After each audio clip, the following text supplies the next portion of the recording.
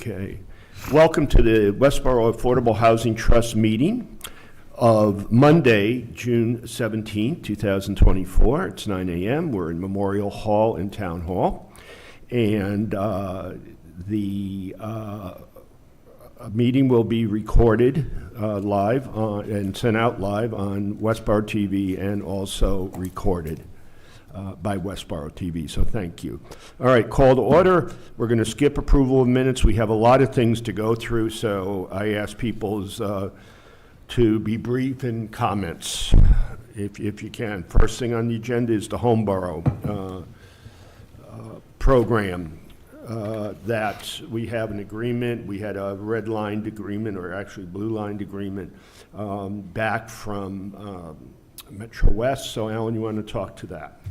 Sure. So a refresher that with the expectation that administration of the program would be more than the $10,000 we went out to bid, we sent a bid request out to 3 organizations that provide these types of services.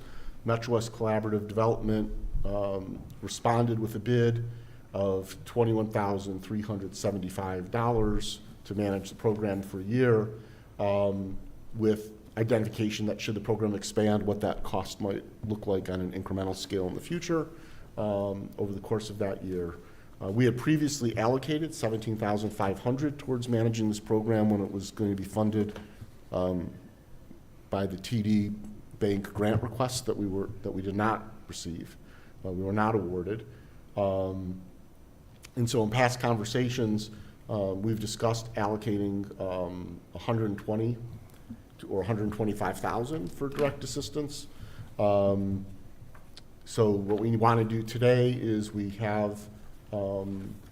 presented Metro West Collaborative Development with a draft agreement based on the CIRA program contract we had with them in the past, and some additional edits specific to the RAP program. They came back with the blue line or red line. The markup you saw, none of those changes in material, just clarification of some of the terms. And so there's a clean copy as well. So today there's 3 things we want to do. We want to award the bid and contract for administration to Metro West Collaborative Development. We want to move to finalize the funding for the program, inclusive of administrative costs and a small recommended amount for any legal costs or contingencies, and also move to authorize the chair to finalize, I believe we have the final version of the contract, but to finalize and sign the contract for program administration. Okay, questions, discussion? Quick question, Yeah. will they do the marketing? They will do the marketing, we will help. They'll do Okay. some marketing, They do have some marketing responsibility and such? yeah, Okay. yeah. It's Yep. really, because we're here connected with the community, and a lot of the marketing for this Oh, yeah. rental system program will go out to Yeah. youth and family services Right, and the just- social service we'll use agencies. Will leverage our connections there. Yeah, we'll link them To up make with all the people town entities. Exists. But, I mean, somebody will end up having to have meetings or gatherings or whatever Right. and present to them and such. Oh, I was reading the wrong cover. Gotcha. We'll coordinate with them. So yeah, I'm sorry, there's only 2 things we need to do. Yeah. I mixed up RAP and Homeborough. I was Okay, like, we're on Homeborough, I yeah. was talking RAP. Yeah. So the Homeborough program, we have already awarded the contract to Metro West Collaborative Development. So we simply need to move to finalize the funding. That's a total of $165,000. That's the $150,000 for direct assistance we've discussed. The $11,250 that we've previously allocated for program administration, and $3750 for legal costs and contingencies. And then we need to move to authorize the chair to finalize and sign the contract. Again, we have a red-lined contract back from them in a clean version that appears acceptable. Any other questions or comments? Otherwise, And again, I'll- still with the Homeborough DPA program as well, they'll assist and support our marketing efforts. Yeah. Yeah, But it's really us to get the word out. yeah. For marketing, we'll probably be more Right. active than Metro West. Yeah. So I'll entertain a motion, proposed motion that's on that page. I move, can I do it? Yes, please. All right. I move to finalize the funding for the Homeborough DPA program with the allocation of $165,000, representing $150,000 for direct assistance, $11,250 for program administration, and $3,750 for legal costs and contingencies. I move to authorize the chair or the chair's designee. Wait, that's Oh. one motion, let's, No, never mind. One motion. One motion at a time. One motion at a time. Second? Sorry. Second. Okay, second. Any other comments or discussions? Otherwise, if I can get a show of hands in favor of Just to the... clarify, that money's there for, until it's either spent or we withdraw it. Correct. It's not this year's allocation, it's an allocation forever until we withdraw it or it gets consumed. the program runs through, at this point, through June 30th, 2025. Well, that's So what we... it's a one-year allocation. It's a one-year allocation because primarily fine. because of the, the management fee. That's only out. Oh, fine, that's- I just want to understand, because, so it's a one-year program, and next June, if we want to continue, we have to reauthorize. We can amend the motion to run, for the program to run through June 30th, 2025. Okay, accept the motion, Kate? The Is that- amendment? Yes. Okay. All right. What We the have a second has to second. agree. I'll Yeah, second it. Second to the amendment, okay. Gotcha. All those in favor? Okay, 5-0, 5 being present. Okay, second motion, Kate? I move to authorize the chair or the chair's designee, and with advice of council as appropriate, to finalize and sign the contract materially as presented for program administration at the Homeborough Down Payment Assistance Program with Metro West Community Development. Second? Second. Okay, any discussions on that? Seeing none, go to a vote. In favor, 5-0, 5 being present. Thank you. All right, moving on to the RAP program. Okay, hold on. Once again, we had a red line copy of that.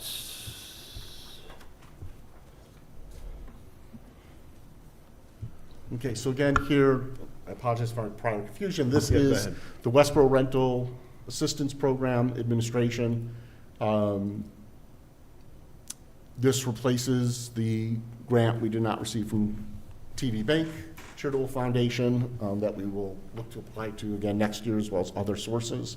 This again is a program that would run through June 30th of 2025 and represents a total cost of $142,500, which would be $120,000 for direct assistance, which was the amount we generally talked about, $21,375 for program administration, which is roughly 15%, and a small contingency of $1,125 for legal costs and contingencies. So the three things we need to do, again, we sent this out to bid. We sent it out to 3 folks as required. We received 1 bid in return. We need to award the bid, we need to finalize the funding, and we need to authorize the chair to finalize and sign the contract. Can I move? Any questions? Yeah, Yeah. just why don't we put a motion and then we can ask questions. All right. I move to award the bid and contract the administration of the Westborough Rental Assistance Program to Metro West Collaborative Development. Second. Okay, questions? No? Those in favor? Okay, 5-0, 5 being present. Next.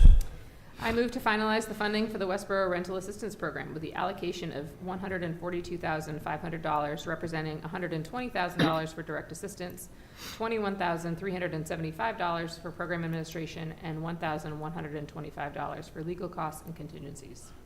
For the Okay, program and do running we have a through time frame on June this? 30th. For the program running through June 30th, There's a 2025. timeframe in there, yeah. Yep, okay. Any questions on that? Seeing none, all in favor? Okay, 5-0, 5 being present. Okay. Next. And a quick comment, so the next steps on both of these is I'll let Metro West Collaborative Development know everything's been voted Yeah, today. We'll then be looking to schedule kickoff planning meetings. okay. And they have a time frame for what it will take to get both programs up and running as quickly as possible. So Okay. they're very excited. Will you let them know, I'll and let then them we'll know. figure out how to proceed? Keep us informed. Okay. All right, final. is, Motion? To authorize chair. I Kate? move to authorize the chair or the chair's designee, and with advice of council as appropriate, to finalize and sign the contract materially as presented for administration of the Westborough Rental Assistance Program with Metro West Community Development. Okay, any questions, discussion? No? A second? I'll second. Second, yep. All those in favor? Show of hands. 5-0, 5 being present. Okay, good. Next on the agenda is the 18 to 30 Lyman Street. We can, after discussions with them, and a number of meetings, they did accept, basically it came down to, just for background, very, very quickly, the ZBA required that they go up to 25% of affordable, given that they have, in lieu of, green space that they normally would have needed. The key benefits are that we will increase the number of affordable units in the project by 66 for a total of 33 affordable units, and will increase the town's SHI inventory by 132 instead of the increase of only 27 if it was at 20%. There's additional materials, which include the letter or email that we sent to them with our offer and bid. They had asked for some higher numbers, significantly higher initially. Then we had some discussions and came down a little bit, and then we finally we proposed a $750,000 subsidy to allow them to go forward with the project. In other words, for their numbers to work, for them to hit the cap rate that they need to do, they just needed a little extra kick so that they could proceed with the project. And which they, we sent and they agreed to, and you can see the letter on the next page of your packet, which was drafted. Thank you, Alan. And it has the contingencies, et cetera, et cetera. So, Alan, you want to talk to just the letter and some of the key points? Yeah, so as Ed mentioned, this, the ZBA variance required that they move from 20% SHI to 25% in perpetuity at the 80% or lower AMI rating. That, for them, is over the life of the project, which is effectively the life of the financing for the, for this part of the development. At the capitalization rate they're using right now would be a reduction in project value by $1.4 million. That impacts the ability for them to finance the project and the terms and the overall financing cost of the project. It could end up costing them much more than the $1.4 million. Right. The Okay, people so- doing their construction zone had concerns. So their initial ask was, well, they said, they basically said, you're not gonna give us the 1.4, but we know by watching the trust that on the projects you've done so far, for you to create or preserve an affordable housing unit costs about $200,000. So they said, can you give us $200,000 a unit for these 6, or $1.2 million? As a trust, we previously had discussed about a total subsidy of about $240,000. So there's some difference there. And there was back and forth. And part of the back and forth was coming to agreement on, and this is important, what the benefits are of this project and the subsidy to the town and to the trust. And so the project is originally proposed would add 27 SHI rental units in perpetuity.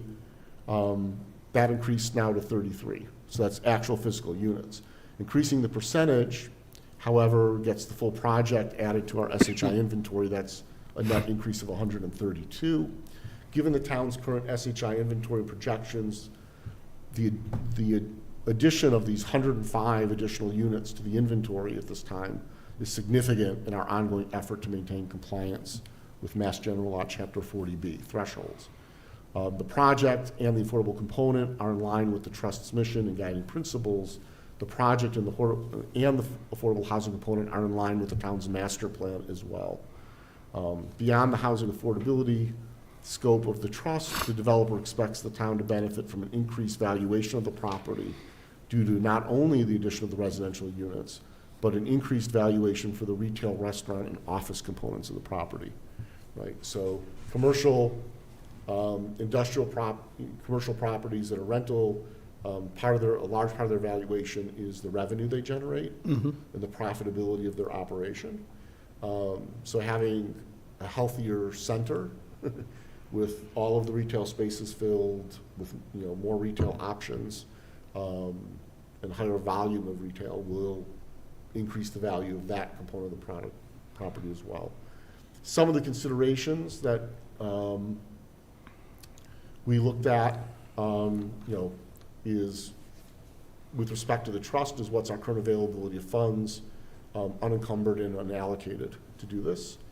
What other projected funds are necessary for active projects, anticipated sources of revenue, such as zoning mitigation payments that we're expecting to receive, potential sources of revenue, such as future CPC funds and ZBA variance mitigation funds, and expected linking of CPC, ZBA variance mitigation, other potential sources of revenue to specific projects, programs, or initiatives.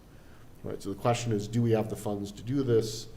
And if we did allocate this money for the subsidy,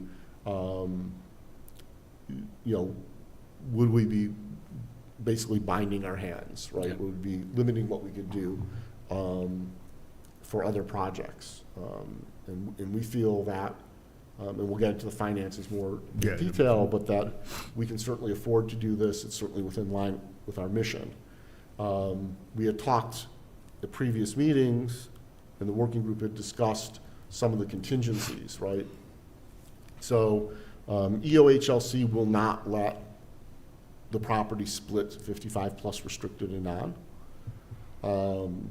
And so we had talked about that. But these subsidy is contingent on the special permit, including an order of condition for local workforce preference. So that means they'll have to negotiate that with HLC. They're looking for local workforce present, which would be preference for Westborough residents or people who can show that they're working in Westborough. Would be the two conditions. And then there'd also be a preference for households with active duty U.S. military or veterans, as defined under Mass General Law. Special permit would also need to include that should the development in full or in part convert from rental units to ownership units, that the affordable units would convert to affordable ownership units at the 80% AMI level in perpetuity. And that furthermore, those units would be barred from any subletting, sublease, or similar arrangement. And that there would be no use of the units for short-term rentals in any method or form. We ask that the project receive its initial certificate of occupancy within 3 years, so this doesn't hang out there forever. The project will need to receive HLC certification of the 33 designated units as affordable rental units at or below 80% AMI in perpetuity. The trust, as part of the term and condition, is willing to enter into an agreement to assist in maintaining a waiting list of households that meet the criteria for those affordable units. We'll start managing that. The developer agrees, obviously, to adhere to laws, regulations, et cetera, on the management of affordable units, and that the developer agrees to sign a form of agreement reflecting the subsidy terms, conditions, and stipulations. Right. And so if we approve this today, we're allocating those funds. The funds, our intent is that the funds would be paid proportionally because the project is in two separate buildings, that we would divide the 750 by the number of units in each building, and they would receive payment. They would contact us for payment, invoice us for payment when they receive the certificate of occupancy for each building at that time. So they would be using effectively they're using these funds to offset the construction loan at the time they pay off the construction loan and go to the hard cost mortgage. Right. Their response is on the next couple pages of your packet, basically saying that they accept this. They are going tomorrow. The reason we sort of had a push to meet today was that they're trying to close everything out with the planning board at tomorrow. Planning board or meeting. ZBA? Planning board. Planning board. ZBA's, they're finished with the ZBA, they have the variances. So the ZBA has filed their filing? Yeah. Their finding, Yeah, it registered or whatever, okay. yeah. So that's why we're meeting, just for other people's knowledge, off-cycle from our normal meetings, plus also we had a conflict with the MHP Institute last week. So, you know, but they have a, you know, it's a short response. They really didn't bring up any significant issues, as you can see. And obviously, we'll work through all the legalese and things like that, so. So if I understand correctly. Discussion, why don't we start with Hank? The next step is that these are, I don't know if they're technically, but in action, they're basically letters of intent. The emails back and forth are kind of like letters of intent, explaining some terms and conditions, but they're not yet legally binding. And we have to negotiate an agreement that will be legally binding Correct. on the town and on the developer and such, okay? On the trust. Yeah, my only concerns are that, well, one, that agreement subsumes or has the same terms as the ZBA finding, because the ZBA finding is kind of binding, right? Yep. And also that we get to approve the LIP application to EOHLC. We get to sign, which I Yep. believe, which they can't file it without it anyway. Yeah, right. Right. But we get to look at it, review it, make sure the terms have all been reflected, and there's not something in there Right. that we're uncomfortable with. And that we, as part of it, we end up being named as the monitoring agent under the regulatory agreement that EOHLC puts forward. So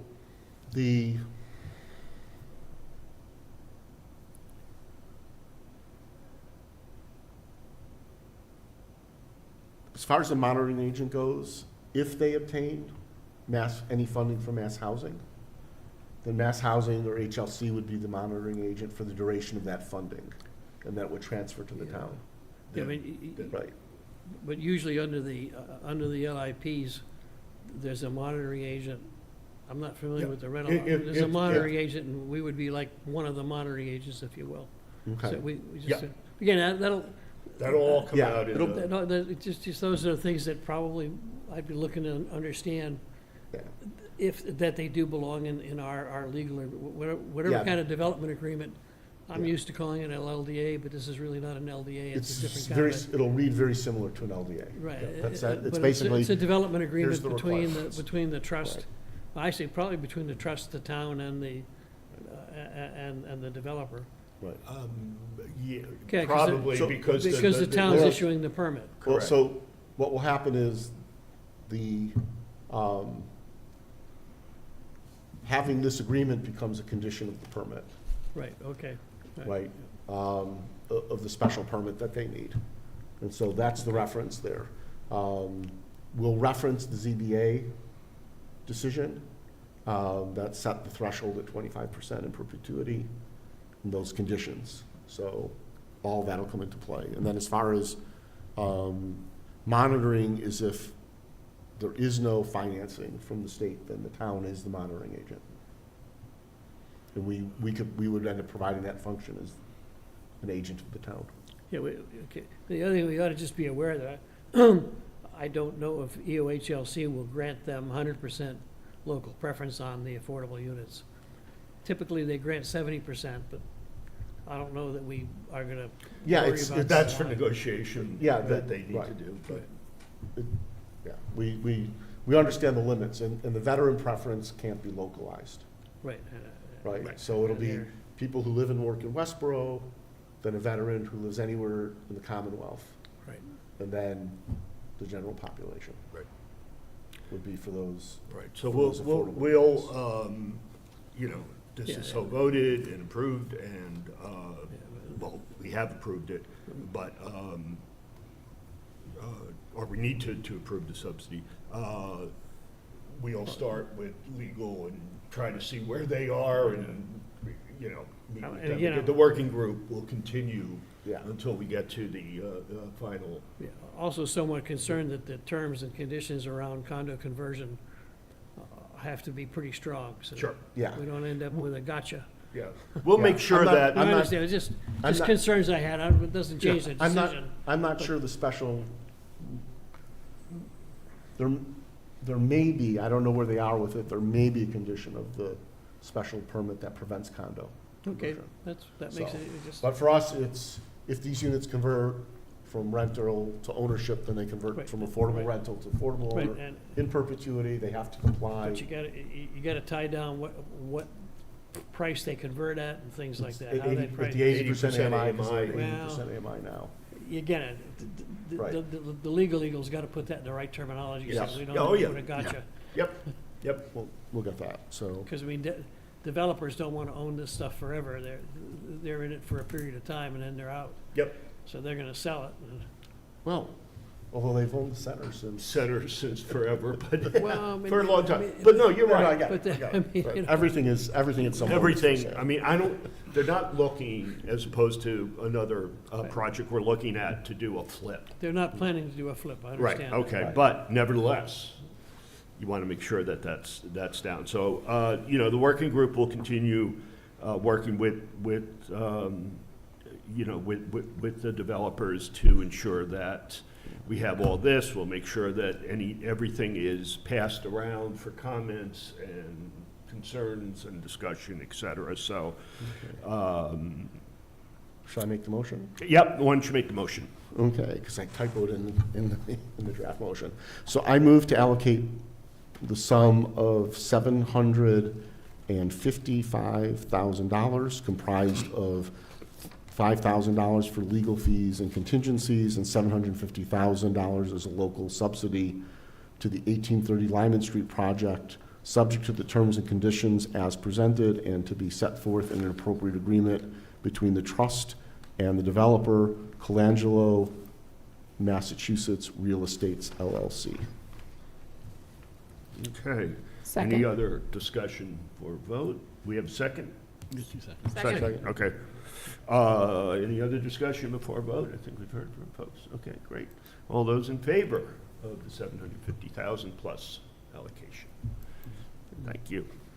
Okay, and then Passes I move- 5-0. Yep, okay. Okay. I move to authorize the 1830 Lyman Street Working Group with appropriate advice from council to finalize an appropriate agreement set forth in the terms and conditions of the affordable housing subsidy. And I'll leave it at that. I think that agreement should come back for the trust to review before we vote on it, before the chair Right. signs, so. But we can hold on that. Or, No, so I No, no, move no, to we want to authorize that have- we create it, but but, not authorizing the chair to sign yet. Second. okay. Discussion. All right, all those in favor? I almost forgot to raise. Abstain. Sorry. Okay. Okay. 5-0 present. Okay, why don't we move up, just because we may get into the financials a little bit more, and I want to make sure that, because Steve has to leave just before 10, that we move up the update on the housing production plan. Yes. So forwarded on to you the draft version, which we went over with the folks who put it together. And I'm sure you've noticed, there's still some things they know they need to Right. clean up, like the appendix, some of the figures. But this was really, so we sort of had the meat of the report, so that way we, as a body, could provide them any feedback, any questions, follow-ups, or stuff like that. So if folks have anything, I know it's a lot, and I've read it a couple times myself, and still am digesting, but if folks can send me that sooner rather than later, and I can pass that along. I know they're hoping to finalize it soon, like, because it's, To finalize the draft. exactly, yeah. And then there'll be presentations to. That, yeah, exactly. Okay, are they planning to come present to us as well as the planning board? I don't know, but I can find out. Okay, Yeah. and so when do you need comments by? I would just say as soon as you can, because I think they were hoping to already have them. Probably because at this point, they've done most of their work and they want to bow tie it and be done, right? Right. So Let's see. I think if we originally met with them Let's see if beginning we, of June, so. let's see if we can do it by next Monday. That gives us this week plus a weekend. Is that, just so we have some, and send out a reminder today or tomorrow, just reminding people we need the comments. I read through it, a few things, you know, I learned that were new. A lot of were more confirming some things we had. They did do a whole strategy, which I haven't really gone through in detail, but that'll be something that we'll have to discuss and see whether we want to start tracking that as, you know, projects along with our master plan. I do have a master plan update that I'm going to do, and I may get you involved since you have some background in zoning and stuff and development and things Yeah. like that, because it's something that we have to do every year or on a more frequent basis, just to see that we're making progress on the master plan within at least our bailiwick.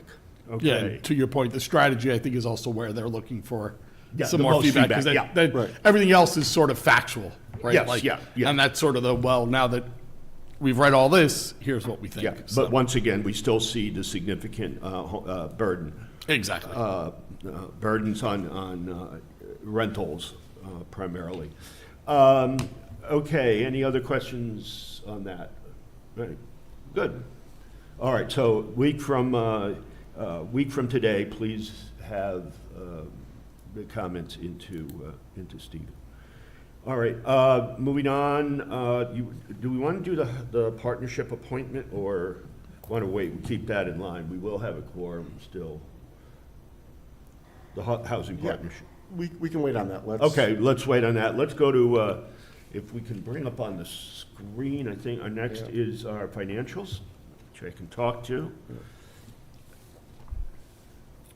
Can we bring it up on the screen? Yeah. Okay. Basically, just as background, while Alan's getting that going, I worked with our accounting department to get all expenses since the start of the trust, which was in FY 2021, all the way through to May 31st. So this is very up to date. We have just minor things coming in the last month of the year, in this current month. Also got in touch with Rockland Trust, who is our portfolio manager. Basically, what it does is they manage all the funds. As far as I know, all the funds for the town. We sort of commingle or used their management services, and we get a proportion basically of the of that fund, and then are charged, or we get any interest. We can get portfolio trust, et cetera. Okay, can we maybe just put it a little bigger if we can fit it? Sure.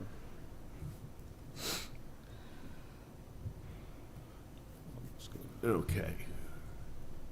Yeah, that's good. I think people can see, hopefully, at home and this. So basically, this document here is really a working document for us, okay? This is not in a traditional income statement or statement of financial condition, but I thought it's important so that we understand where we came from, how we got here, where the numbers are falling, and what we have as the proposed budget, or what we expect to have for, to plan for FY '25, and what our balances will be. So, as you can see, the first section, I'm not going to go through line by line detail. First section is just what we call fund activity, which just means the inflows and outflows from our holdings, okay? And you can see it's currently 2.6 million as of the end of last month. The next section is what we have as allocated and escrowed funds. Some of these can really be considered encumbered because we have signed commitments, money commitments on these, like Baylor and the housing production plan. With that, the others we can adjust, and the escrow. And we will eventually allocate the Lyman Street. So that's what we have encumbered. That brings us down to $2,155,000 as of the end of May. Next is just looking at the trust expenses, to date. Or I'm sorry, current assets as of today, which is what our cash balance is, and then less the escrows that we have. So that's that section. Next section is cash flows into the portfolio. This just details where money came from and or is expected to come from over time. So next one, administrative expenses, just break those out. We're trying to run at a reasonable, cost of administration, given that we have a lot of volunteers. We're able to operate on,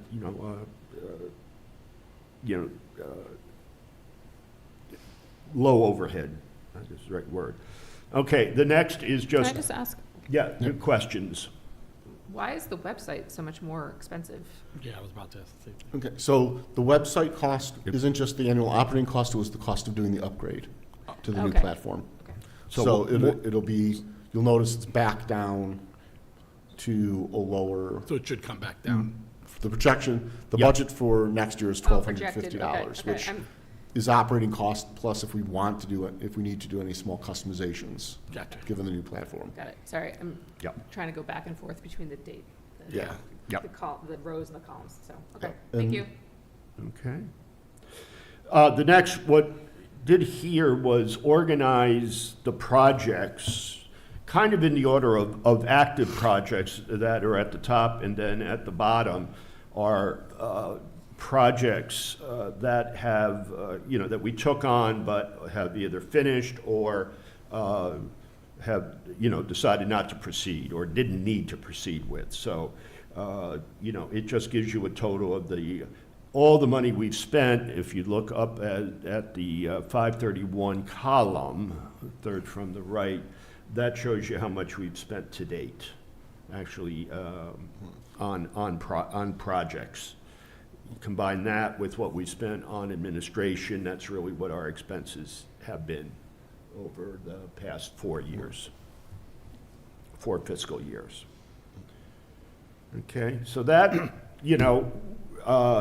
what's more important is that, we're given this, you have all the details, we have a good mechanism now working with both our accounting department, and we do have a new town accountant who I've met,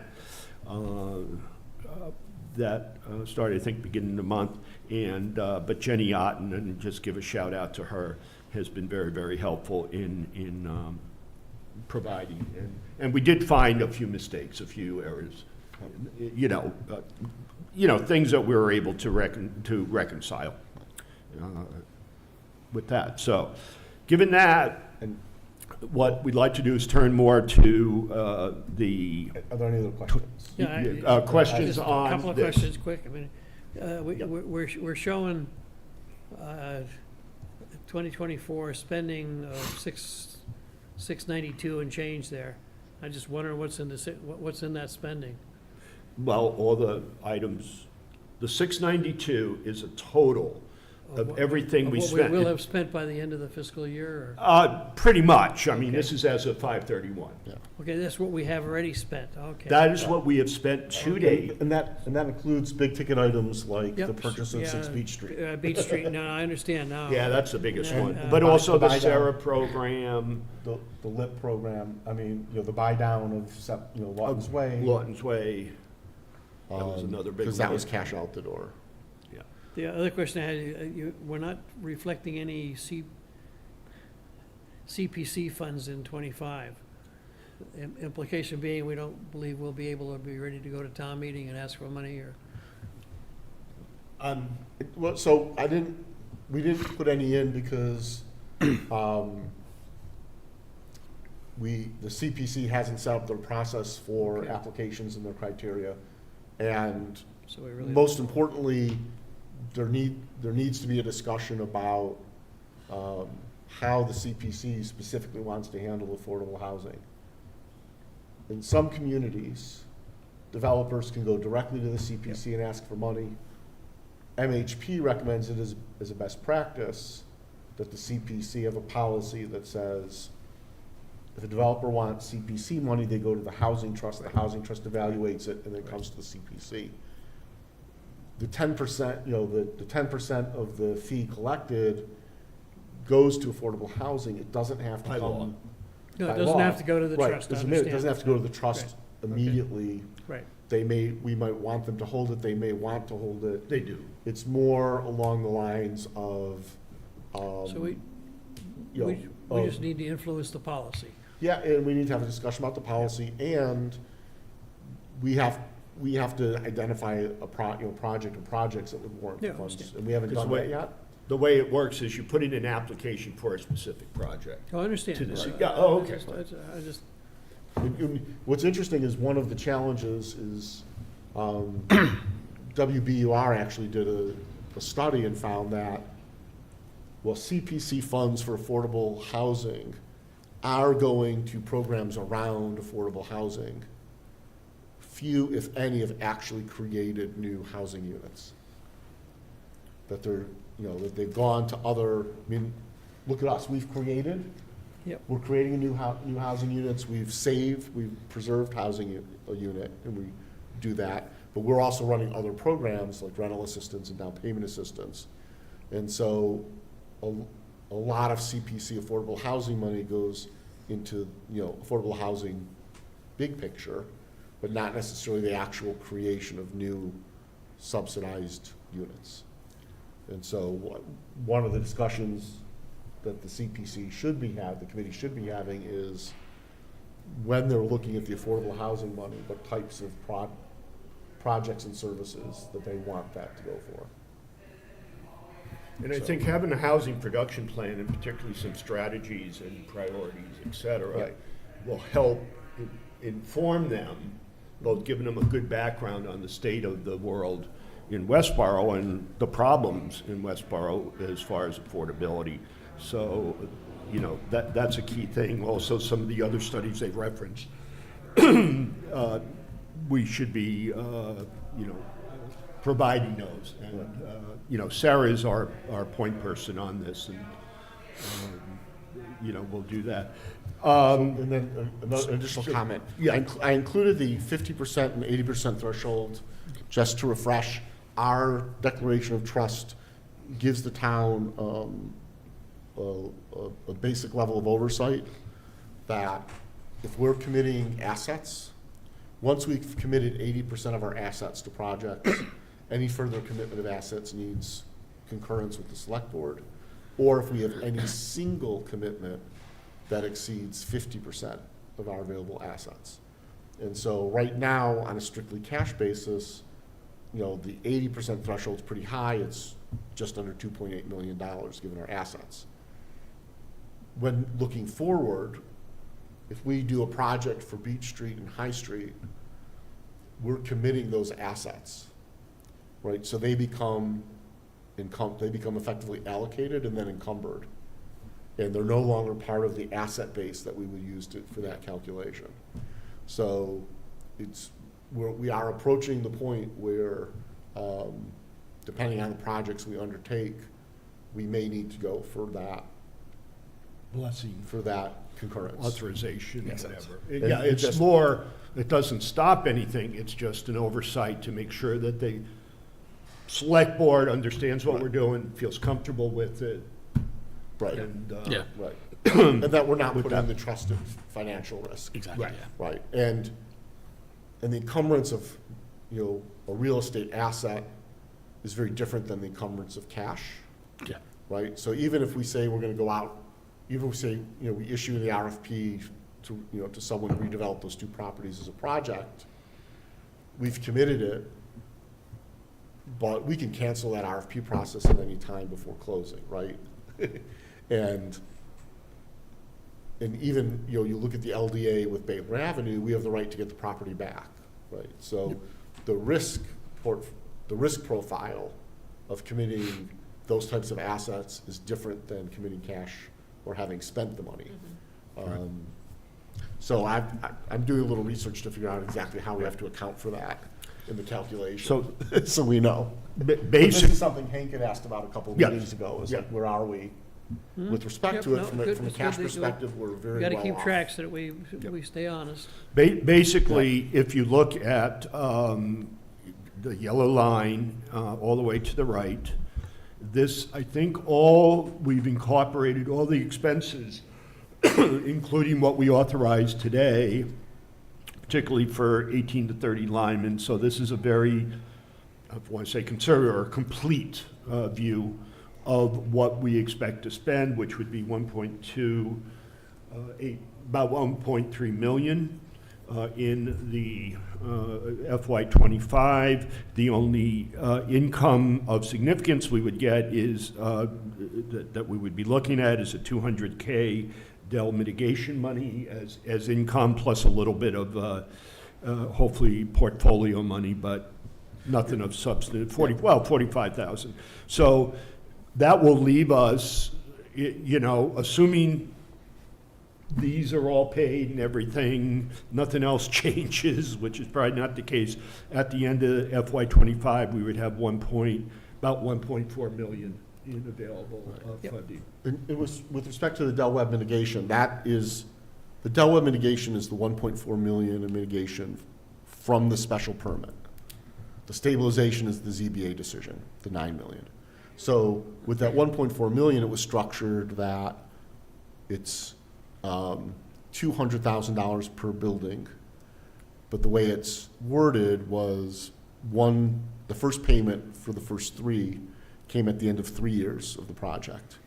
And then it's $200,000 per year, or until the project's completed, in which And case the balance they're is doing paid off. 14 units. Right. So, but this one is time-based.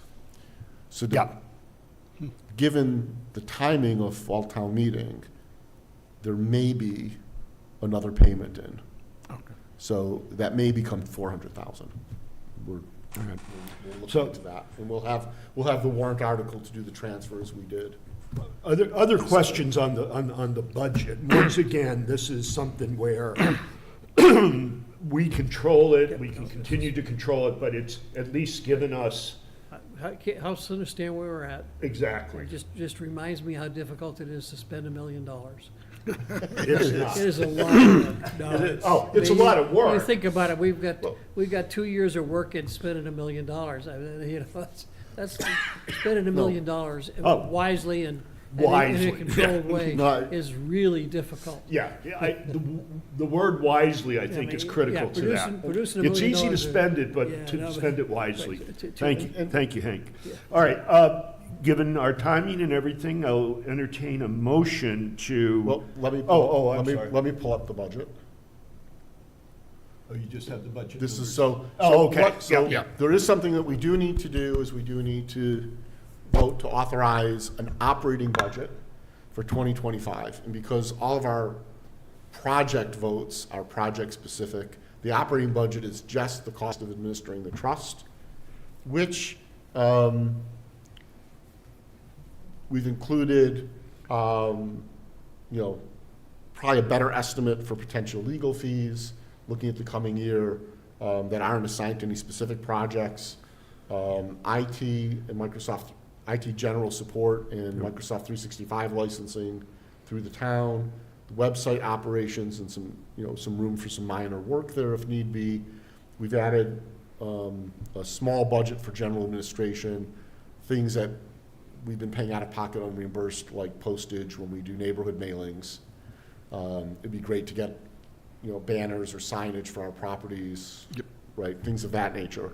And then a budget for salary and wages related to our funding of 11 hours a week of the assistant town planner Of the position. assistant So it comes to $28,000. town planner. Yeah, so this is really what we will vote on. Any question, I need a motion. Move to approve the budget operating budget as presented. Okay, second. Second. Second, Kate. All right, any questions on what we're looking at there? Matches back to the previous doc. All right, all those in favor, raise your hands. Okay, good.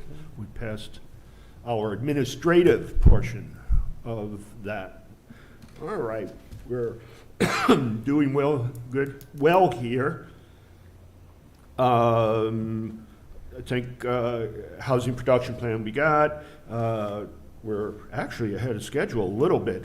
Can we do the vote on the housing partnership committee? Say again? Can we do a vote at the housing partnership Sure. committee? And then Yeah, we'll- why don't we move that up, the Housing Partnership Committee. You know, we have been approved by the state to,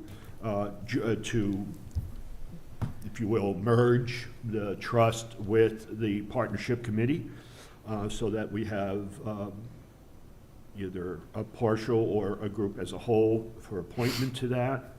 The partnership committee's primary responsibility has been and will, continue to be that part of us will be working with developers. So that very much like Colangelo and what we're going to talk about on Connector Road up above in our agenda. So it's really, instead of, unlike 45 High and Beach, where we're really doing the development or coordinating the development, this is really working with developers, so. But a lot of the issues are the same as far as, permitting, funding, et cetera, so. It's been a journey to get Yeah, here. anybody have any ideas how many people, whether it should be the whole, whether, in a way, I would almost like to see it as the whole, only because as different projects come up, I think it would be nice to be able to pull people in on projects where developers are doing things. So the decision about committee of the whole versus subcommittee with residents is really about how we operate in the short term, because we can always come in and restructure, vote Yep. as a trust to vote to restructure the committee. And so the question is, are we comfortable that we could be ready fairly soon to recruit people to serve on the committee, and what we wanted that to do if we were going to do that in the short term. So committee of the whole, the advantage is we can start operating this, we can operate it as a housing partnership directly. The housing partnership, it has to apply, has to adhere to all open meeting laws. So if we were doing housing partnership committee business during this meeting, we'd have to post, That as a. we'd have to post it as 2 meetings. It's logistics, it's easy to do, or, is immediately following it. If we do a subcommittee with residents, the way our charter was changed is only one member of that subcommittee has to be on at least one member has to be a trustee.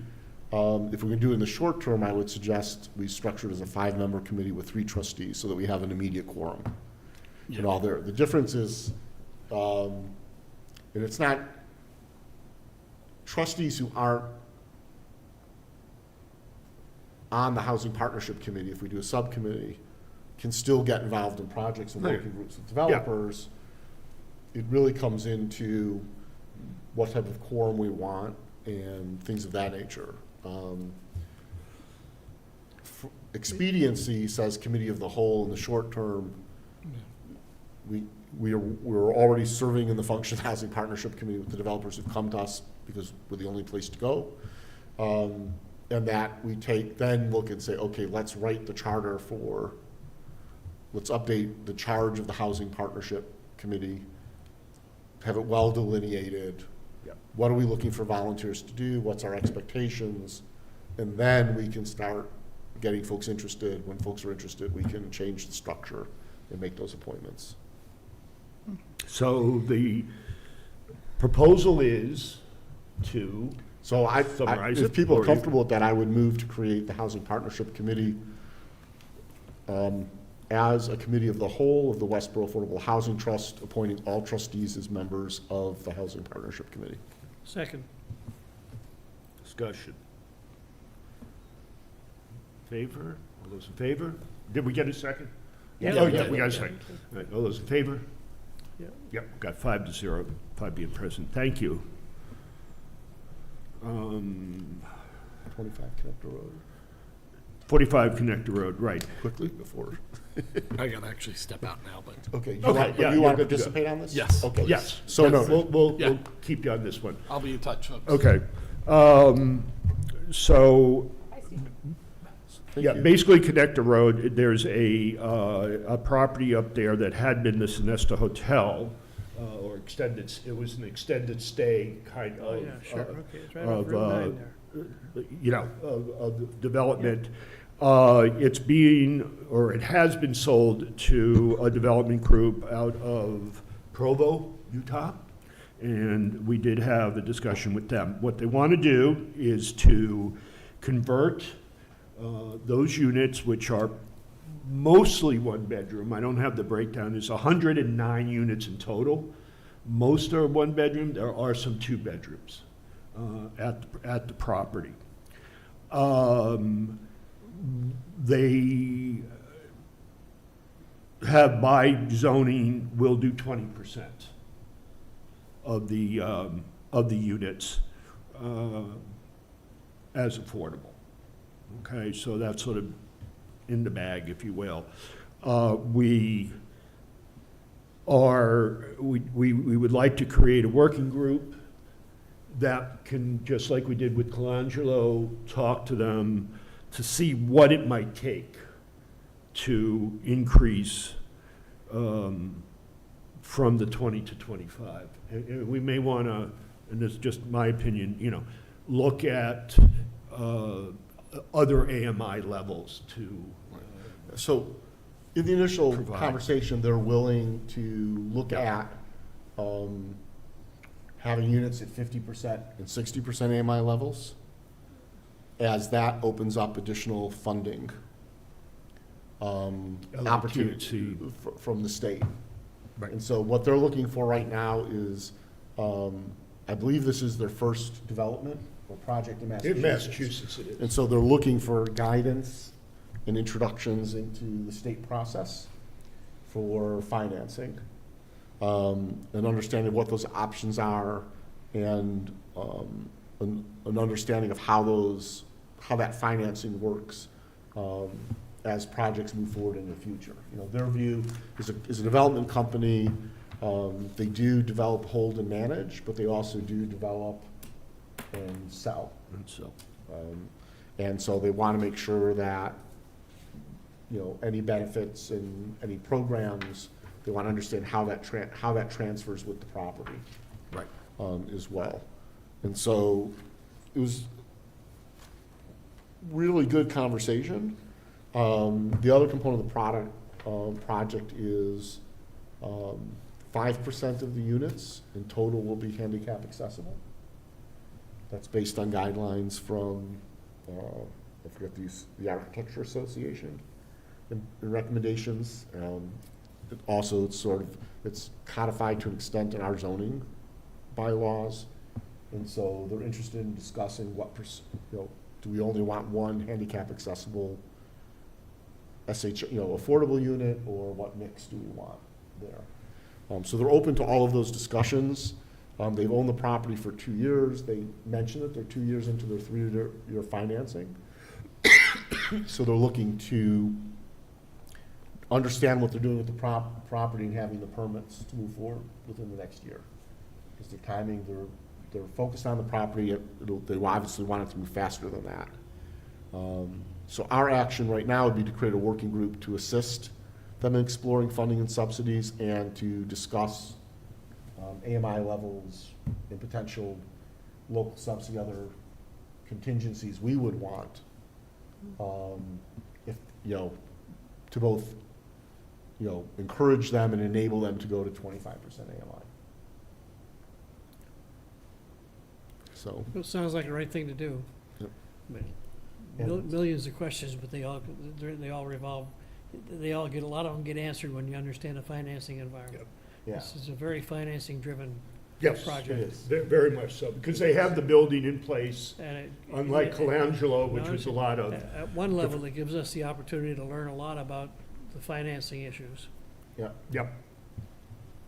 So, obviously, I think Alan, this is open for discussion. Alan should be on that. I know Steve I'm willing to be mentioned part of that. an interest. If there's a need, yeah, I'd be glad to be part of that, I think it would be spend some good. time on it. So I would recommend that in this case, it would be Alan, Hank, and Steve, be the three members. That gives them the ability to do a working group without any worries about. And we don't have to post You meetings. don't have to post meetings, quorum. don't Sorry. believe, About that, I don't believe so. yeah, yeah. That's right, We're not a quorum, not a and quorum. we're not authorized to make decisions, so. Any concerns about that? Those No people? concerns about the committee, no. Okay. None No, so we need whatsoever. no concern about, a lot of concerns about how much rental housing, how much additional rental housing the community needs, Right, and how much, and such, because we are, again, the housing production plan says, wow, we're heavy on the rental side. we are. And the town is almost half rental, It is. in terms of units. I don't know what it is in terms of population. Well, related to that, my question is, they're currently an extended stay hotel. So Right. I'm curious about their occupancy rate right now. And I'm curious as to, because we have a lot of families in Massachusetts staying in hotels. Yep. And so I'm curious what percentage of their occupancy is made up of Like immigrants and placements. placements, No, yeah. placement state- from- I how don't much believe of it's any. state funded You don't or believe any, state or okay. federal funded, right? Okay. Okay. So, Yeah. because the reason I ask about that is because if it was like, if 50% of their occupancy was made up of placements from shelter stays, Yep. then that's way more than 25% of. Well, the that's a occup- whole different, I mean, Right. It Mo- is a whole different thing, but Yeah. at the same time, I'm Right. just, I'm. oh, yeah. So I'm wondering about like the displacement Yes. of If people that- out of, because right now the state's shelter system is hotels. We So- can double check, but I don't believe that they're participating Okay, in the emergency shelter assistance program. okay. Yeah, because I just don't want to be a part of Right. displacement of Yeah. people, of shelters. So I also believe I would like to convert those shelters into, permanent housing. Yeah. So if they were, then I would like to have a conversation about that. So I think, I was curious about, the occupancy, and their desire to move to rentals versus hotel. I mean, well, it's all, their goal is to turn everything rental. I mean, from a. Right. Did- Yeah, did I yeah, yeah. mishear It's, you? it's an interesting project because this was built as a residence inn. Yeah, So, unlike some other extended stays, this has a full kitchen, mhm, right? So stove, refrigerator, microwave, dishwasher. And they have sewer allocation. Well, they, well, The sewer, under, so the Yes sewer, or no? the sewer allocation they have because it's a hotel is not sufficient for long-term residents Oh, okay. because the formula is different because Right, so the expected use of the units is different when it's we a still run into hotel. the sewer problem. you know, Right, but it's, generally you're not making so lunch, my understanding is part of the project will be on septic and part will be on sewer. And they understand that. So it's an interesting conversion. There's other work they have to do now to bring it up to current building codes and It gets really messy. things Yeah. of that nature. It's certainly Okay. easier for them to convert than it would Yeah. be to build from scratch. yeah. No, I mean, I'm And generally so a fan of converting it's- hotels into into permanent housing. I wanted to Yeah. just we can see ask. who are the current occupants we can- of the We can of get the that hotel. information and Yeah. with that, so, I want to make this motion, I think, move to create the 25 Connector Road Working Group to assist the developer in pursuing affordable and moderate income housing financing and subsidy options, and as appropriate to negotiation, a local subsidy condition on, to increase the Yeah, to- affordable housing component of the project from 20% to at least 25%. Members of the working group will be our secretary, Alan Edinburgh, Steve, our vice chair, Hank Roush, and trustee Steve Herrera. Second. Okay. Any other discussion on it? Kate's brought up one concern, which we will get information on and let people know. Otherwise, all those in favor of forming the working group? Okay, 5-0, or, I'm sorry, 4-0, 4 being present. All right.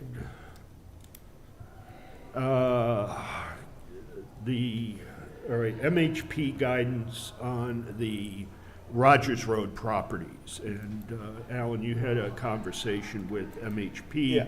of how on a number of the projects. So, Right, so the conversation with MHP was seeking technical assistance and possibly technical assistance grants for both the Rogers Road, Westborough Housing Authority project, and a project for 45 High Street Extension and 6 Beach Street. As a refresher, Mass Housing Partnership had previously provided a technical assistance grant and done a feasibility study for Rogers Road, so they had that data available to them. We discussed where the project was at, our thoughts about it, the potential availability of additional land adjoining the property, for the scope of the project, and sort of the needs. As part of the discussion, it became clear that the current version of the housing bond bill, well, it includes significant funds for the rehabilitation and renovation of public housing. Actually has no new money currently allocated for net new public housing units. So this project going forward would be very difficult to obtain state funds for, which puts us back in a direction towards private development. They said that's not an absolute, given Acton Housing Authority's successful efforts to get state funding for net new unit development. There's just not existing funds set aside specifically for that in the current housing bond bill. They also said that, and going back and looking at the feasibility study, the current state of water and sewer on the property, capacity, both town and or septic, would limit that property as it stands today to about 12 units. And Rogers Road. And Rogers Road, on the undeveloped property. Now, depending what happens with the work with DEP, depending what happens with the housing bond bill and the Housing Works program, which could help fund expansion of town water, town sewer capacity to the property, and the availability of adjoining land, would provide a much better sense of the project's viability for the size we're discussing. right, there's a And new so- thing now, I'm sorry, we've heard of Mass Works, which is, primarily infrastructure as far as roads, bridges, things like that they do. There is now a new group called Mass Housing, or not. It's Housing Works, Housing Works. which are Mass Works grants specifically in support of affordable housing development. Right. So, but what they're saying is that, given all of these factors, that they would not step in and provide technical assistance or help us with technical assistance grants for the project this time. And they recommend that we wait until we have a better understanding on wastewater capacity and allocations, how the housing bond bill ends up, and a timeline as to when we might have an opportunity to increase the acreage of the property. Because of the ability Right. to do septic. She said, Again, I'm not surprised by any of that. That's, Right. been sitting here saying, I don't know how to solve those problems. right, But on the other hand, I'm reluctant to stop interacting with the housing authority. One question I have, Alan, you may know, but they have a capital plan. I can't find any evidence that it's funded. They got a 5-year capital plan, which, by the way, involves major necessary renovation to some of their existing properties, i.e. the housing bond bill renovation money, Right.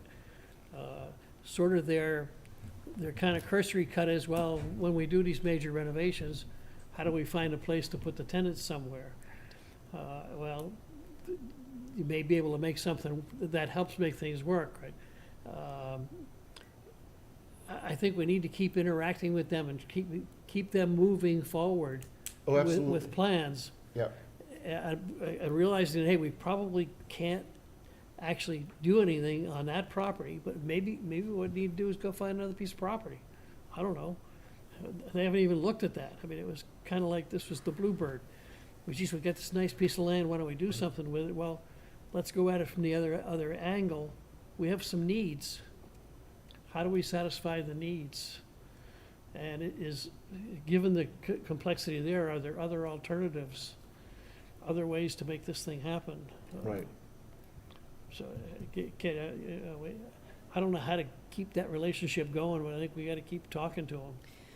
Yeah, I mean, Hank and I have had some really great conversations with them, and I just echo everything that Hank has just said. And I think the point being, the biggest point for them is that, well, they have two needs. One is that they would like to be a bigger housing authority. They've Right. stated that. But two is their current housing stock is in desperate need of renovations. And so to Hank's point, when they do those major renovations, where are the residents going to go? And so, we've talked about the solution being we, build new buildings and then relocate the folks who are currently living in decapitated, buildings into brand new buildings, and then we go and refurbish and renovate the old buildings, and those become brand new buildings, and then you have new residents coming in, and so it benefits everybody. So how do we make that work? And I totally understand the sewer allocation is wickedly problematic, and so I don't know what the solution is here, but we do need to stay in relationship with them in just indicating that we want to help solve this problem for them and for us. Right. So, so I guess I'm wondering, I'm looking at this, so what are our next steps here with MHP? Till So- we have a wastewater capacity, when is that going to happen? We may have some indications early in the next couple months, Okay. right? And then, the bond bill, how do we know? It's in the Senate. Senate Okay. now, it passed the Right now. House. Okay. So it passed the House. The size of the bill increased by about 50%. Okay. As communities Yeah, went up to added 6. funding requests, we added money for the acquisition, as the trust. Yep. We were approached by our state reps, we added a funding request for the acquisition and site prep Yeah. for net new housing construction. Mm-hmm. We'll watch that go through, but that should pass this session. Right. And then, it'll be time before the town decides, has the plan for the community center, and then does the assessment as to whether or not the senior center has a municipal function. It's something they want to hold or sell. Okay. Just for more data, I mean, we had been in contact with a consultant who's, actually it's Cambridge Housing Authority, has a consulting arm, who has done a lot of work for the housing authorities and is very good at it. The most recent conversation about 2 months ago, they came back and they said, gee, you got an interesting problem, but we really don't believe that we are prepared to engage with your problem. We don't think you're ready to accept. My interpretation of their email, we don't think you guys are ready to accept help. Right. And we can't help you until you're ready to accept help. Help. I mean, you just aren't We far enough need an along. intervention. Right, You aren't far enough along in understanding what you're trying to do or what you want to do, right. and commitment. So, again, to me, we keep talking with the housing authority and say, hey, let's do some kind of a needs assessment. What do you want to provide to the community as an end result? And don't tell me it's develop Rogers Road, because that's not an end result, right? That's a solution to a set of needs. What are the community needs that you believe you're the right people to deal with? And then how do we deal with those community needs? But start from the community needs.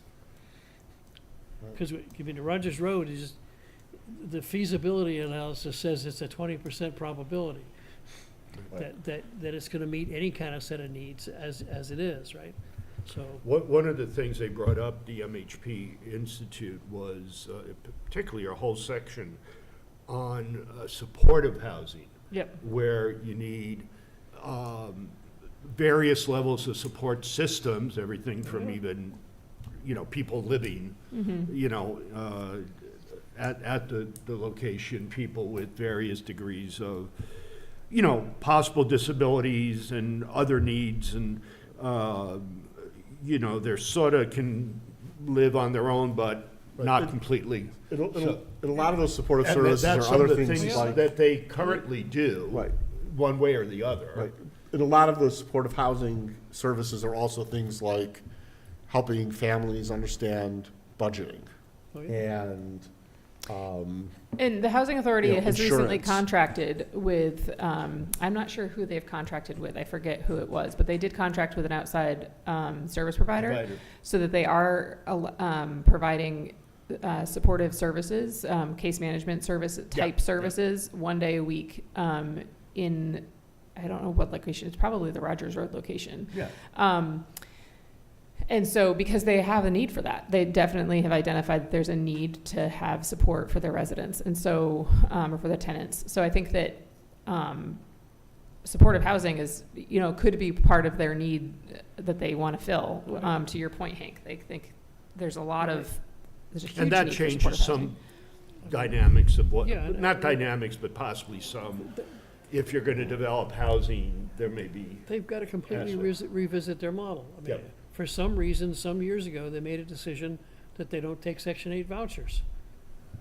I don't know why, okay, but that's a source of funding that, Yeah. for many housing authorities, is very important, right? right. So, I mean, that's probably not the key thing, the key change they need to make, but my belief is they've locked in on a set of business assumptions for who they are, what services they provide, et cetera, that are no longer viable, and they got to go back and revisit that and redefine who they are and what their mission is. right. Just moving on, as far as, Yeah. you're talking about next steps, what are, I mean, I think we just keep talking to them, just Keep keep engaged. I think relationship keeping building, right? engaged, But I kind of saying but at this maybe point in push a time, little bit on, at this point in time, Help us. there's no viable support organization who we can't get services because we're not prepared to define what services we need, and the service and organization. that's separate from, we were just talking about services, we were talking No, about no, supportive it- services so- versus We can't development get services. technical assistance is Right, probably the right right, terminology. right. We can't effectively utilize technical assistance because we're not positioned to where we have a clear understanding of what we're trying to accomplish. Right. We probably need to translate that into polite somehow, but So I think the next step is continue to remain engaged, Yep. encourage, a needs assessment, if not a strategic plan that sets the direction. The housing production plan will feed into that. And at some point, assistance from HLC in that regard, and direction there. With respect to 45 High Street Extension and 6 Beach Street, in talking with the MHP, these properties could be managed as one project or multiple projects. There's advantages and disadvantages to both. The biggest advantages are the economy of scale when it comes to administration of the affordability component, because it costs the same to market 10 units as it does one, pretty much, as well as if low-income housing tax credits are going to come into play at the state or local level, you can do multi-site projects now, which is interesting. Learned that at the Housing Institute. We talked right before as they were doing their final prep for the Housing Institute, so they're very busy. So now that that dust settled, they're going to go over all the information we shared. One thing they did mention is we have to be careful about how much prep work we do on the project so that this doesn't become our project even after we contract it out, and we don't impose other procurement and restrictions on any private developer we might use if we go that route. So things we can do is activities that benefit the RFP process because they'll limit the risk to the developers because we'll create more known information. So property surveys, research and assessment of any hazardous materials or conditions and risks, determining utility access and capacity, water, wastewater, electric, gas, et cetera, securing any easements that might be necessary for the project, and that, well, we would not go, for example, to Conservation Commission for final determination. Oh, no, We could go to Conservation and back through the Business One Stop to say, on these properties, here's the outline within which you can build, yeah. right? And Which we pretty so, much have. we pretty much have that, but we should have ideally formal votes from the different boards and, different boards in that regard, so that, when we issue the RFP, we can say, here's the property, it's surveyed, and here are the measurements of the buildable land. And here's where you can and can't do septic, and here's where, et cetera, so that they can do, when they do the design work necessary to respond to the RFP, it's complete. We do not go for permits. Yeah, I mean, I would And we do suggest not we go for the comprehensive or special permit. add to that list, we need to decide what the mix of sale versus rental, Right, and, sale versus rental and numbers of units on the sites. correct. That's, you kinda gotta tie down what we would like to see happen. Yeah. And then you can start, because that drives a lot of these other conversations.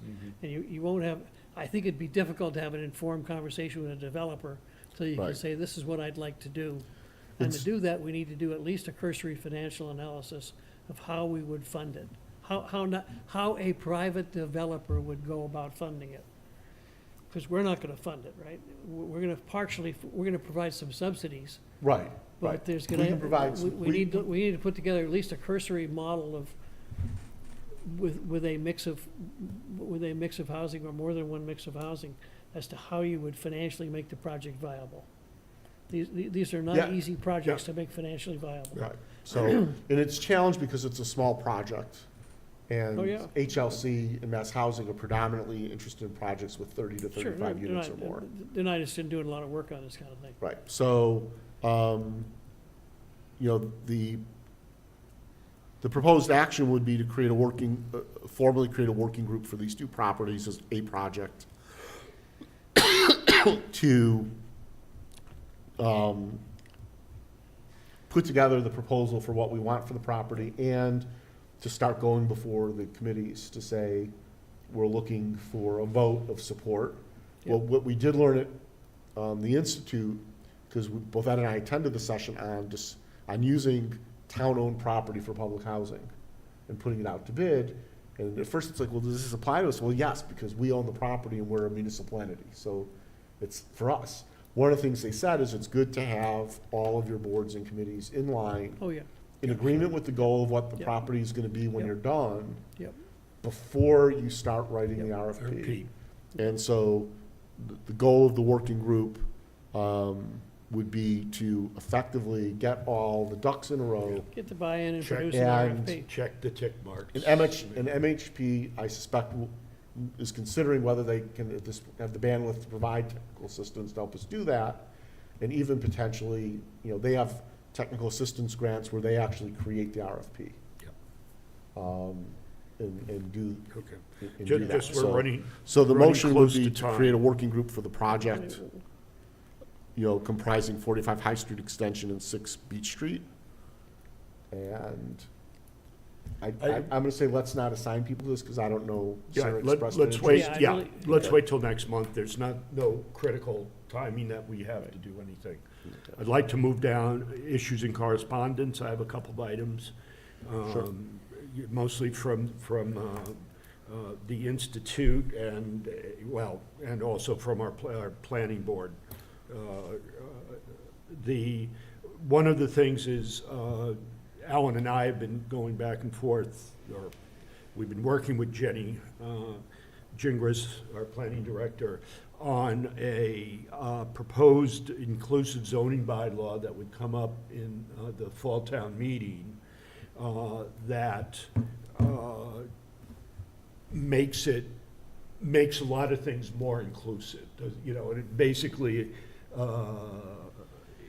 would you know, I don't have some of the specifics off the top of my head, but basically try to, through zoning and ensure that we're not being overly restricted in our zoning. To that same, within that same model, at the, one of the points in the bond bill, or the affordable housing bill, is there's probably going to be an ADU, which is the accessory dwelling units, you know, these small, you know, garage size, you know, maybe 900 square foot kind of buildings by right. In other words, if you can put it, you know, like, so there's probably there'll be some metrics as far as what percentage of the property, empty space, can you take up with these, but it would be by right. In other words, you wouldn't need No variance. you know, a special permit to do it. And that would be at the state level. That would be at the state So level. before Yeah. state. So if somebody The has a state- house, and even though it may, like, you know, for other reasons, the current zoning says, well, no, you can't do You something can like put a that. tiny house in the backyard is basically what you're saying. Excuse me? You can put a tiny house in the backyard is Yes. basically what you're Yes. saying. Right. By right, okay. And you can do that in Westborough in a very limited kind of way today. Right. No, you can't. Well, there's limits. I mean, The you already said- ADU, Westborough's ADU Yeah. is within the primary structure. It can Oh, be- it is It's gotta be It attached. cannot be Gotta be physically attached. separate. Okay, I didn't The- understand it had to be attached. What's working through Yeah. the policy portion of the housing bond bill is attached or detached ADUs within certain parameters by right statewide. Yeah, which is really high leverage in terms of increasing affordable housing. It's been tremendously It's- successful out in California. It's not- Oakland is a particular The example. housing bond bill doesn't require that those be affordable. It's No. about increasing overall housing Just stock. housing in general, Okay. which Bring if you down the increase cost. housing, that Right. should help lower Affordability. affordability. If not, you know, by law, by just market pressure or what have you. The other one thing, you know, that brought up was, talked a little bit about the Fair Housing Act, and I know there's, you know, always concern within town about building family-size units. Not that we're really have that on our, anything like that on our radar, but there's a fine line between if you try to zone or if not zone, approve certain things that could be seen as against the Fair Housing Act, in particular with families. Families are a protected class for fair housing. So, you know, it's something that, you know, you can't just say, well, the schools are full, we can't allow any more housing Yeah. of certain size, you know, family size housing, like 3-4 bedroom kind of housing, you know, within reason.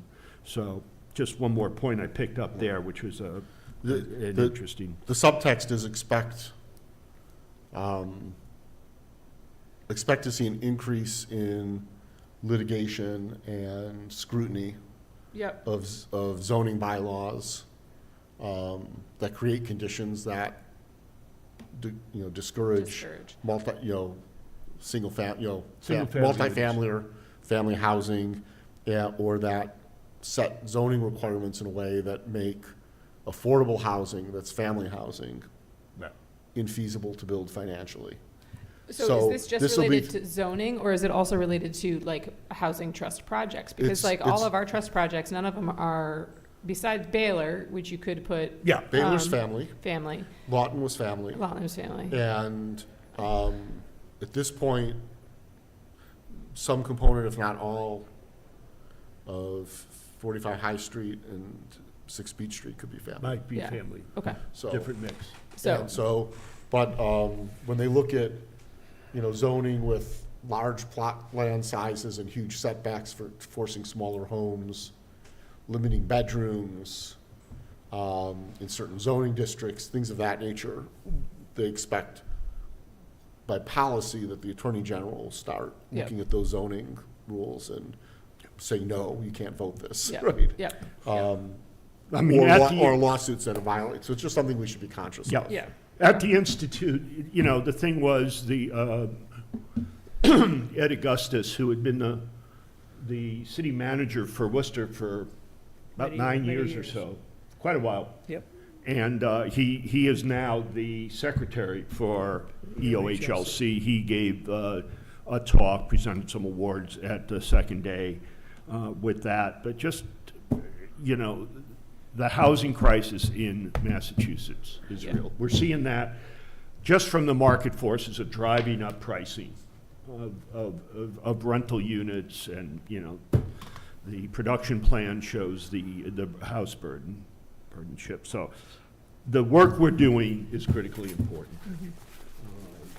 you know, to help alleviate that. So So, one other comment, Ed. yeah, Recent Supreme Court ruling yeah, about tax title property basically mandates that when a community takes tax title property, oh, yes, they cannot sell it.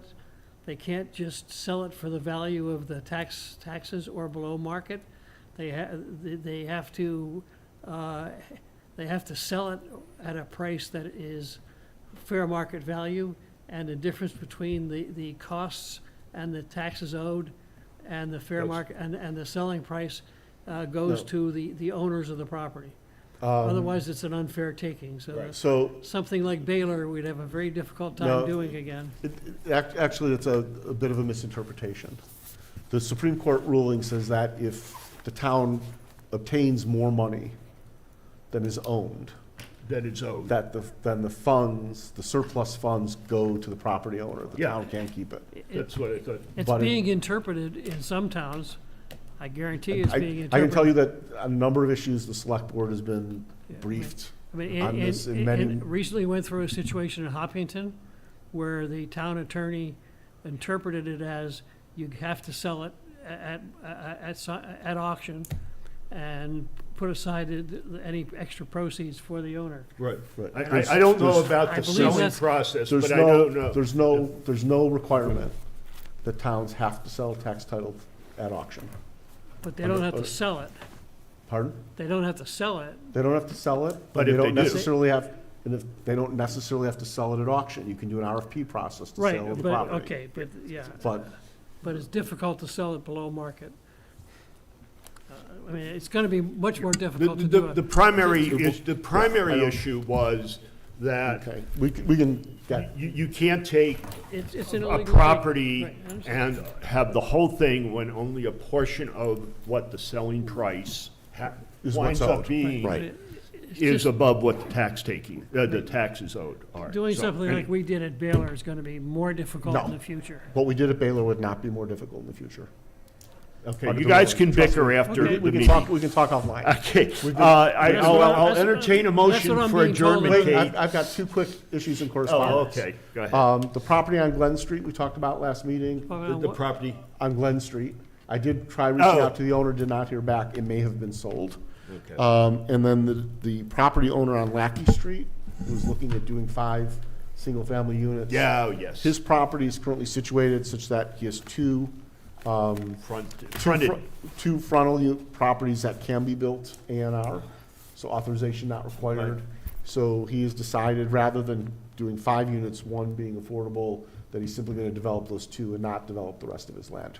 So there's no project. but there. without talking to us to see. what But we can never do. had a conversation with him, Yeah, so. so basically, That's but the other ones are gonna be, you know, million-plus houses. So, anyhow, Motion to adjourn. motion to adjourn. All those in Second. favor? I, I heard Hank second it. Yeah. hey, I'm ready to go. Thank you so much. Yeah. Thank you, Westborough Yeah. TV.